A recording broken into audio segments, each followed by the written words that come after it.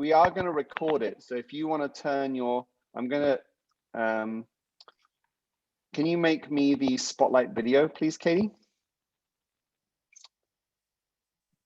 There we go. There we go. Okay, cool. So just so you know, we're recording, and we're going to be going through, good morning, everyone. We're going to be going through reintroduction in real plans and how to do it. So let's go and have a look. So I'm going to show you the desktop version. The same thing all happens on the cell phone as well. I'm going to share my screen here, and there we go. Can everybody see my screen okay? Can. You can? Okay, good. So so this is what reintroduction looks like. So you have like little, just like you've been following the days with the Whole30, we also have Whole30 introductions. And so you're seeing here, oh, on this day you're reintroducing legumes, and on this day you're introducing dairy and all that kind of stuff. So let's go and have a look to see how to set that up. So you can go to the settings, and then you go into Whole30 meal plan, and you can go into reintroduction. Screen updating okay, Katie? It is. It's wonderful. Oh, marvelous. We did For a anyone webinar. that was here. Oh, go ahead. We did a webinar earlier in the week, and the screen was so slow to update. There's weird webinar software, so we just thought we'll just go with Zoom. So here it is. So there's two types of reintroduction. I'm sure all of you know all this already, but there is your fast roll and your slow roll. And we cater to both. One is a software solution, another one is manual. So the fast roll is saying, okay, within 10 days, you're going to reintroduce the 4 main things that Whole30 recommend you to reintroduce, and reintroduce it in this order. So I was just chatting now, and we were saying, well, I'm going to put creamer in my coffee on the first day. So you can change this around. You can decide that you're going to do dairy and you're going to do legumes like that. So it's really straightforward. You can decide which way around you want to do it. Whole30 recommend you go that way around. And so, of course, the principle is that you have done an elimination diet, and now you reintroduce one food type at a time, and you get a good couple of days to check in with your own body and to figure out whether it's something that's okay or not, and whether it's working with you. So that's all a fast roll reintroduction is. And as I showed you, it shows up on your meal plan and all that kind of stuff. The slow roll is something a little different. I'm going to show you, it's linked to a support article. And the slow roll, and it kind of basically says here that you keep your Whole30 diet going, and then you reintroduce things one at a time whenever you like. And I'm going to demonstrate that for you as well. So let's go back. Let's go back to the planner. And I'm going to move forward through to where I've set this slow roll here. So you'll reintroduce the legumes. You got some peanuts here. You got a lot of milk in here, and this orange Julius in here. There's the milk. And then in the following week, you've got reintroduced non-gluten grains. And so I actually really quite recommend this recipe if you haven't tried it. Has anyone actually tried this? Well, I have. You have? Oh, you have. Okay. Oh, good. It's fantastic. Just a little backwards, but I should reintroduce ourselves. I'm CEO and the co-founder and built half of Real Plans. And this is Katie, who is the Chief Operating Manager and has been for 5 years now, Katie, is that right? That's right. 5 years, almost to the day, like last week. and has a finger in many pies. So chicken pot pie crumble. It's pretty amazing. You do this kind of almond flour thingamajig, and it gets that crumble in, which reminds you of my mum's desserts that she used to make back in the day, where she had a crumble. So anyway, there we go. So you reintroduce that, and then here you've got some actual bread going on, actual bread, not gluten-free bread, on the final day. So that's one way of doing it. You can let real plans pick some recipes for you and all that kind of stuff. The second way, slow roll, is a different method of doing things. So as you know, when you click on my diet, this is a way of having only recipes show for the diet that you've set up. But if you uncheck my diet, there'll be a new category that'll appear at the bottom called Whole30 Reintroduction. So if you open this up, this now shows you all of the different ones that you can go for. And so if you're looking for Whole30 plus legumes, you can, on that day, you can decide that, and you can also go course, pick entree. And so now you're working with, you're now going to be working with recipes that you can play around with and go, okay, let's try this, let's try that. And so you can then just simply, as you have been doing, you can go and grab a recipe and go and stick it on. Now, it's just going to put it on. It's not going to change any titles or anything, because you're freewheeling at that point. And really, that's I think the slow roll is what I'm going to be doing. I think that I want to go at my pace rather than kind of really going for it, and then maybe eat some, like I've been missing cheese quite a lot. I eat quite a lot of cheese, or used to. So I'm going to eat cheese for a day or two and have some dairy things and have things that are okay with dairy. And then I'm going to back off again and see how I go. And then if that's good, then I might try some legumes and do whatever. And so really, that's a wrap. It's the fast roll and the slow roll. One you do in settings, the fast roll, and it sets up your various days. And the slow roll is one where you undo my diet, and then you find your Whole30 reintroductions, you click on them, and then you bring them into a normal plan that's running for you based on your diet and settings. Does that make sense? One thing too, I think, to cover here is a lot of people don't do reintroduction. And so it might be great to, or when they're done with reintroduction, show them how to turn off Whole30 if they want to turn it off and move to paleo, gluten-free, or they can stay on Whole30 for as long as they want. Yeah, okay. Well, that opens a whole new little stream of conversation. So thank you, Katie. So this past week, for example, just to kind of throw something else in there, I've been eating Nom Nom Paleo. I follow her on Instagram. We have all of her recipes in here. I even last night did the omelet with a piece of seaweed and then wrapped it up. That was kind of nice. Anyway, so you can add more recipes. You can turn off Whole30. If you go to the Whole30 meal plan here and go to advanced settings, you can simply just turn off Whole30 functions here.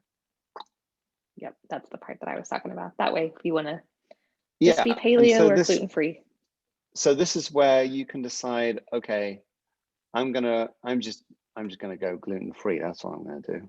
I'm gonna go in that direction. And so the system reconfigures itself and turns it into a non-Whole30 version of real plans, which means you're not starting on a particular date. This is week on week, you're just going for it. But over here in my account, oh, and that's where you change your diet and stuff. Hang on, where did I go? I'm at classic. Okay, so let's change. I'm going to change my diet to Whole30. Will you guys just, no. Oh, I can't. I'm going to go gluten-free. That's what I'm going to do. And this is good for after your reintroduction. If you've learned that, you know, gluten really isn't your best friend. Right. And you go, okay, good. And then you change, you obviously do all the things that you're going to do here. So I'll try 3 recipes here. Then you plan breakfast up a few things. Okay, good. So I can save that. So now you would update your future plan, or you'd be over with your Whole30, and then this would create your meal plan, your gluten-free meal plan, and off you'd be up and running. Now, the other thing I wanted to show you was here, My Account, Manage Add-ons. This is where, based on whatever diet you've got set up, we'll tell you how many recipes based on all of these different contributors you can have. Now, this is $1 a month for all of these recipes, and it's a licensing fee that goes back to the original contributor, because we always feel funny about, you know, just allowing people to just import recipes and then share them with everybody, because you could just download the whole library of a website and it wouldn't be very good for copyright and stuff. So these are also, licensed don't sleep recipes. on that Mediterranean dish, because I've had a few lately and they are fantastic. Oh yeah, they are.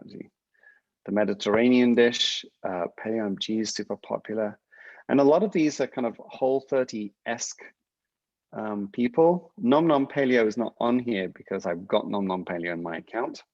But you can, Stephanie Grandau, Gaudreau, there's lots of amazing contributors in here. And this is part of the strength of being part of this, having real plans, is that you have access to all of these.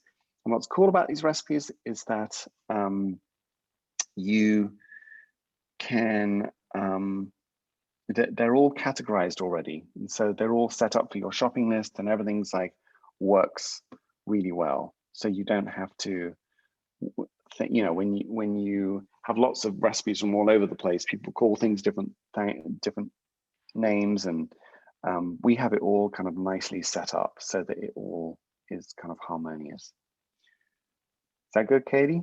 It is. We have a couple of questions. Okay. I'm going to start with Emily. Emily asks, do you think it matters on Fast Track if you have more than one item on a certain date? For example, on dairy, can I have half and half in my coffee, cheese at lunch, and ice cream at dinner? Or is that way too much to tell me what might bother me? So you want to go up? Yeah, no, okay, you're going to say something. To address this from Whole30 standpoint, Melissa actually has a few different articles on this. She recommends doing a little bit at each meal.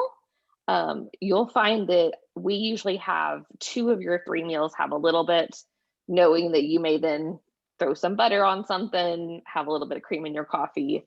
But she does recommend a small amount at each meal instead of one big large amount.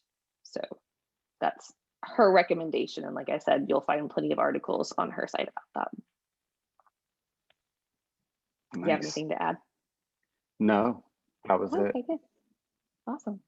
And then Dana has, can you talk about alcohol reintroduction? Yeah. What does Melissa say about that? Well, Melissa's sober. So Melissa doesn't say a ton about alcohol reintroduction. From Real Plan's side, we don't use it in our reintroduction because when you're cooking with alcohol, it cooks off. So it doesn't really matter there. And so, I mean, obviously your recommendation to have a little bit of each meal is probably not real solid for alcohol. But I would go slow as well on that. Yeah, I think it's the philosophy is to having created an environment where you've eaten clean for so long, it's really your own petri dish, and you can try things and have, you don't have all of this other noise going on, and you can figure out what feels right for you. And I think that that's the big thing about all of this type of eating and messing around with your diet and doing stuff is to create sovereignty over your own body and how it affects you. And having all of these other inflammatory foods in your diet means that you don't know which one's messing you around and everything else. And it might be just fine. You know, like a glass of red wine has a whole bunch of good things going on in it. I was just watching Dr. Hyman's longevity roadmap, and he was talking about red wine and saying, yeah, I mean, red wine, one glass of red wine now and then is actually pretty good. And also it's a stress reliever too, which is another killer. People just getting too wound up and not having a way to just calm down. But yeah, it's about listening to your body. And, you know, the big question I have, which isn't in here, is Whole30 plus sugar. Because if there was any one thing that really messed with me with the Whole30 was the sugar. And I'm seriously contemplating right now never reintroducing sugar, because I just can't handle moderation. I've been posting wildly about it on the Real Plants Instagram stories for the last few weeks, about how it's brought up so many memories and challenges not having sugar. This is the longest I've gone without sugar in my adult life, and I may just not reintroduce it ever. That's, again, part of my decision about what works for me and how I'm going to do it. So who knows? And you may find that, you know, honey is a different thing for you than granulated sugar. And I think the same thing works with alcohols and different people as well. You know, what works for your body and that food freedom. So, right. But I do know Melissa has some articles on alcohol. She just doesn't talk a ton about reintroducing it. That I'm aware of. Yeah. And also, yeah, I think we can just leave it there. I think my desire though is to make sure that people feel supported using Real Plants, and not just through the Whole30, but the reintroduction is a really important phase. And it then gives you a vocabulary, a dietary vocabulary for what works and what doesn't. And then, you know, this has me thinking, in case anyone doesn't know, if you want to go over to my meal plan, you know, it could just be butter that bothers me, or I found that just rice is an issue. Can you kind of show where that you can really drill down in my meal plan?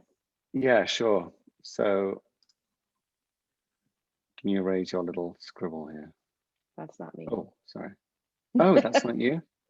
I mean, I don't, who'll think it is? Well, whoever is scribbling on our screen, look at that. I don't even know how to undo it. Does it move with like, yeah, look at that. So my meal plan, so you can go in here, you can go into advanced dietary restrictions. So I've obviously eliminated gluten, but you can do lots of other things. So let's take butter. So you can decide anything with the word butter in it is in here. So you can play around and decide what you want to do and what you want to get rid of. If it's just good old butter, you can just do that and move it over here, you see, like that.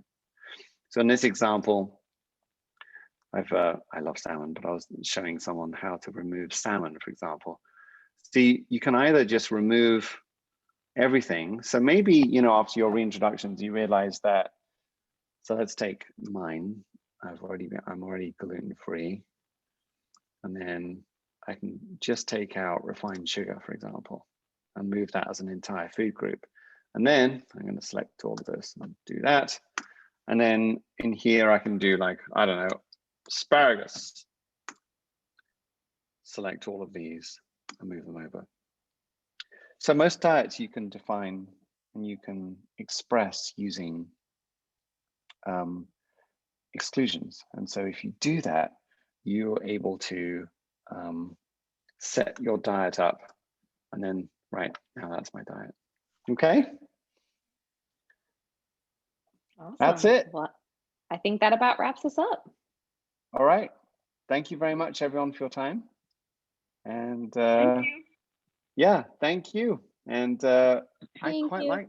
like Zoom. It's a little bit more. It's a little more It's a personal. little bit more personal. Yeah, you're actually like, I'm grateful to Dana for actually keeping her camera on so we could actually see someone and I could actually talk to someone. It's been pretty cool. I think we might do this in the future. Zoom calls are the way forward. Oh, Anyway, absolutely. For if anyone was on that call the other day, they know where we're at. So yeah. Thanks everyone for joining, and good luck with your reintroductions. I know have a I'm good going to weekend. luck with mine. Take care. Bye bye. See you. Bye.